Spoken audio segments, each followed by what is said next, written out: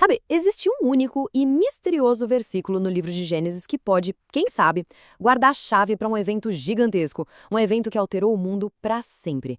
É exatamente essa história que a gente vai desvendar agora. Vamos imaginar uma coisa. E se a separação dos continentes, ou aquela grande dispersão das nações, não fosse só um processo lento, anônimo, mas um evento com nome e data marcados na história? Já pensou nisso?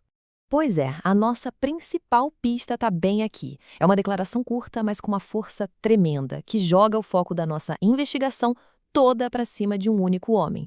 Péleg. O texto diz assim: o nome de um foi Péleg, porquanto em seus dias se repartiu a terra. Bom, o primeiro passo em qualquer investigação é sempre olhar com calma para a principal evidência. E nesse caso aqui, a pista mais forte está no próprio nome dele. E olha que incrível, o nome Peleg, lá no hebraico original, significa literalmente divisão. Isso dá a entender que o que aconteceu foi tão marcante, mas tão marcante, que definiu a identidade dele. Não foi só algo que aconteceu na época dele, era a essência do nome que ele carregava. Tá, mas então quem foi esse homem? E quando ele viveu? Para entender isso, a genealogia é a nossa chave. Ela nos dá o contexto que a gente precisa. Essa linha do tempo que a gente tira lá de Gênesis 10 e 11 mostra que Peleg era um descendente direto de Noé pela linhagem de Sem. Isso coloca, olha só, bem nas primeiras gerações, logo depois do grande dilúvio. E aqui a história fica ainda mais interessante, porque surge um contraste muito claro. Enquanto a linhagem de Peleg é marcada pela divisão, outra parte da família, a de Cã, estava focada em unificar, em construir um império sob a liderança de um primo distante dele, o famoso Nimrod.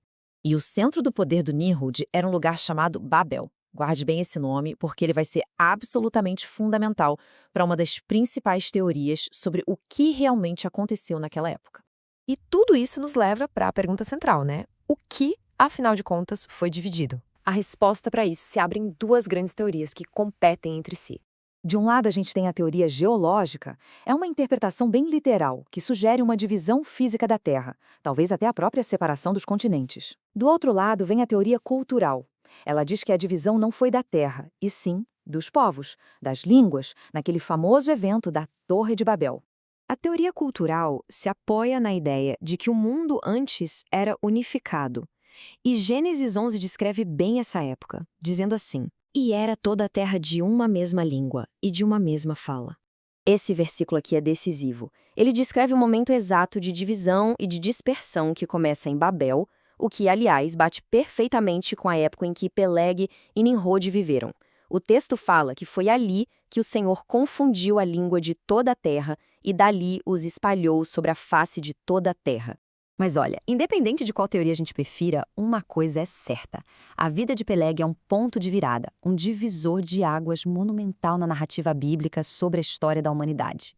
O nome dele, Peleg, virou sinônimo do fim daquela unidade e do começo da diversidade, ou talvez da distância, que define a nossa experiência até hoje. A vida dele é essa transição, sabe, de um mundo unificado para esse mundo de tantas nações e povos que a gente conhece. E no final, a grande questão que fica para a gente pensar é: o que será que mudou de forma mais drástica o destino da humanidade?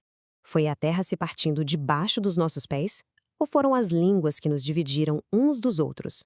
Uma pergunta em tanto.